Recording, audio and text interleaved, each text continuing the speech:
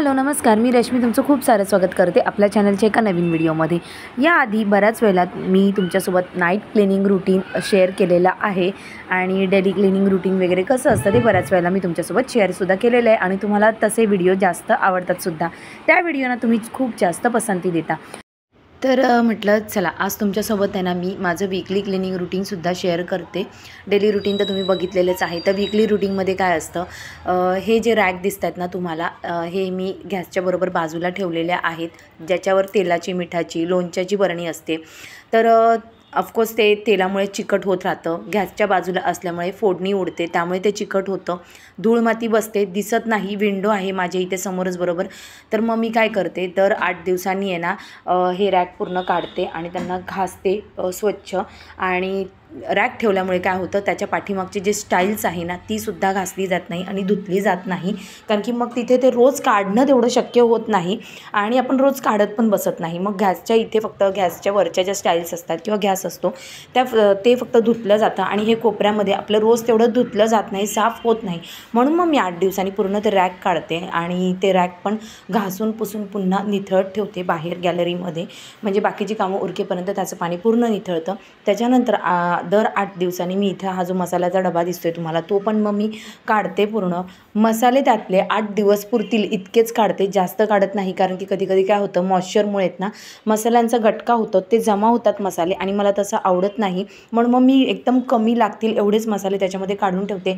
शिवाय आपण मसाले घेताना घाई गडबडीमध्ये हळद म्हणा किंवा इतर मसाले आपले सांडतात त्या भांड्यामध्ये, तर तसं होऊ नये म्हणून मग मी काय करते, दर 8 दिवसांनी हा मसाल्याचा डबा काढते, त्यातल्या वाट्या वगैरे सगळ्या काढून स्वच्छ घासून ठेवते आणि रात्रभर त्याला सुकत ठेवते। मग पुन्हा त्यात नव्याने चांगला मसाला काढते, म्हणजे मॉइश्चर पण जमा होत नाही, मसाल्यांचा गटका पण होत नाही आणि 8-8 दिवसांनी आपण फ्रेश मसाले बरणीतनं काढू शकतो।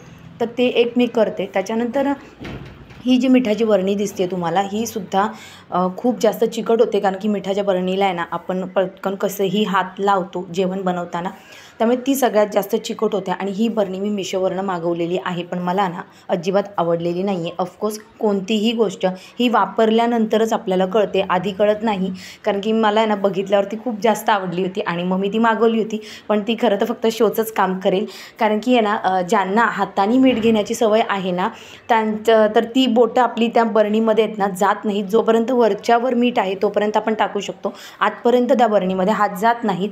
ज्यांना हाताने मीठ टाकायची सवय आहे त्यांच्यासाठी मी सांगते, नाही तर मग तुम्हाला ऑफकोर्स चमचाच वापरावा लागेल कंटिन्यू।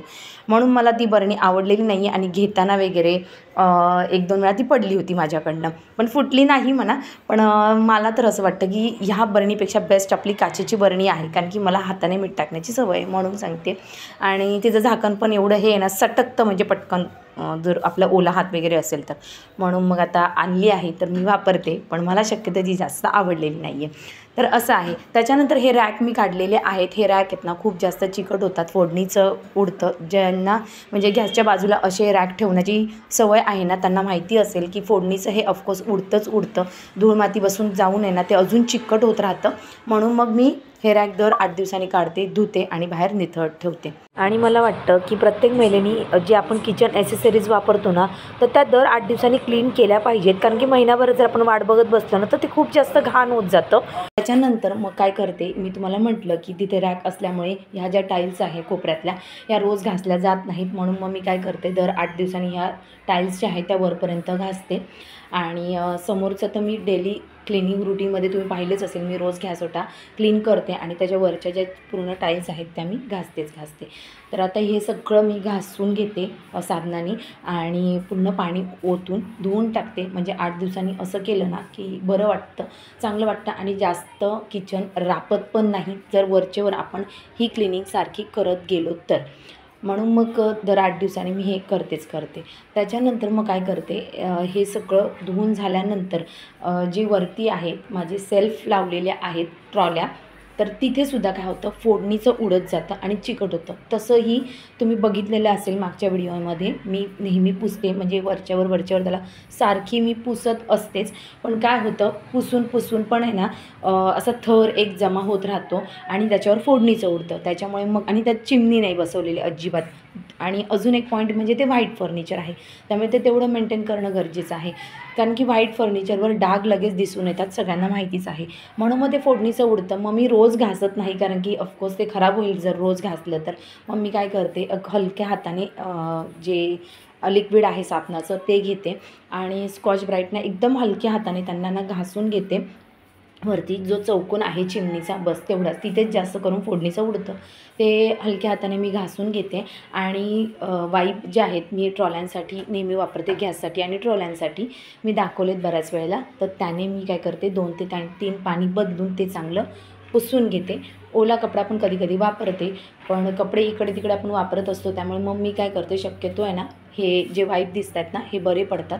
यांना कुठले धागे दोरे काही चिकटत नाहीत आणि हे चिकटसुद्धा होत नाहीत.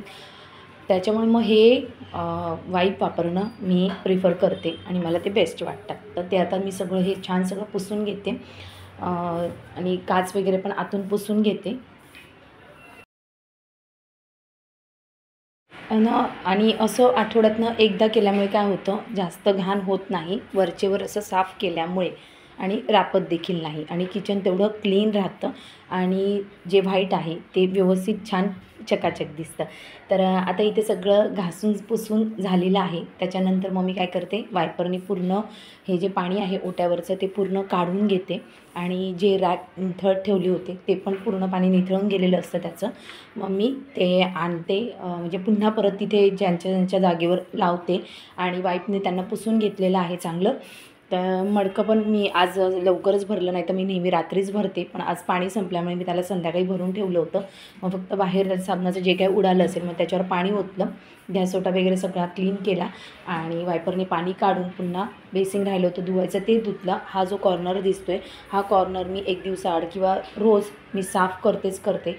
पुन्हा नळ झाला किंवा इथे जे नळाच्या आसपासची जी जागा आहे ती पण मी रोजच्या रोज क्लीन करते. तुम्ही जर तो व्हिडिओ पाहिला नसेल ना माझा नाईट टाईम क्लिनिंग रुटीनचा, तर नक्की जाऊन पहा, खूप छान आहे. आणि तुम्ही लोकांनी तुम्ही सर्वांनी त्या व्हिडिओला खूप जास्त पसंती दिलेली आहे आणि तो व्हिडिओची लिंक जी आहे ती मी डिस्क्रिप्शनमध्ये देते, आवर्जून पहा तो व्हिडिओ. तर चला, आता इथे माझी सगळी साफसफाई झालेली आहे, सगळं क्लिनिंग झालेलं आहे. आपण महिला घरामध्ये इतकं सारं काम करतो, पण कधी विचार केला आहे का की स्वतःसाठी वेळ देतो का? चला तर मग अशीच एक कविता माझ्या गोड मैत्रिणींसाठी. एक दिवस तर साजरा कर स्वतःच्या अस्तित्वाचा तू, घेऊन उंच उंच भरारी, रोशन कर दुनिया सारी, फिरून पाहू नकोस माघारी, तुझ्यात आहे शक्ती भारी, तूच आहेस सबला नारी, जन्माला येण्याचं कारण तू, नात्यामधली गुंफण तू, आजच्या युगाची प्रगती तू, प्रयत्नांना लाभलेली उन्नती तू. तर मग कशी वाटली मैत्रिणींनो ही कविता? आवडली असेल तर लाईक नक्की करा हा. आणि हे काम करता करता मला एक गोष्ट तुम्हाला आवर्जून सांगायची आहे. आपण घरामध्ये राबतो, सगळ्यांसाठीच राबत असतो, तर थोडासा वेळ स्वतःसाठी सुद्धा काढा आणि स्वतःसाठी सुद्धा थोडासा वेळ द्या. याच्यावरचा एक डिटेल व्हिडिओ मी लवकरच तुमच्यासाठी करेन. तोपर्यंत माझ्या सगळ्या गोड मैत्रिणी या व्हिडिओला लाईक नक्कीच करतील आणि आवडलं असेल तर सबस्क्राईबसुद्धा करू शकता बरं का. आता इथे बघू शकताय सगळं झालेलं आहे, पाणी निथळलेलं आहे त्या रॅकचं आणि मी त्यांना पुन्हा थोडंसं वाईपने पुसून ड्राय करून घेतलेलं आहे. त्याच्यानंतर इथे हा जो पिंक कलरचा डबा दिसतोय तुम्हाला, याच्यामध्ये असतं गव्हाचं पीठ जे आपण लावण्यासाठी घेतो, तर ते पण संपलं होतं, त्यामुळे तो पण डबा मी लगेच घासून टाकला. नाही संपलं ना तर मग मी ते पीठ जे आहे ते गव्हाच्या डब्यामध्ये पुन्हा ओतते आणि तो डबासुद्धा दर 8 दिवसांनी मी घासतेच, कारण की तो सुद्धा चिकट होतो, रोज आपण त्याला हात लावतो त्यामुळे. इथे आहे तेलाची बरणी देवाच्या, जी की 15 दिवसांनी 20 दिवसांनी खाली होते, त्यामुळे ती डिस्कार्ड करून नवीन बरणी येते तिथे. आणि दुसरं आहे आपल्या रोजच्या वापरातलं तेल, तर ते जसं संपेल ती बरणी जशी खाली होईल ना तसं ते मी गरम पाण्याने घासून टाकते. त्यामुळे तेल काढून ठेवणं तेवढं पॉसिबल होत नाही, म्हणून मग ती 8-10 दिवसांनी खाली होते, तर त्यावेळेला मी लगेच घासून मग त्याच्यामध्ये पुन्हा तेल भरते.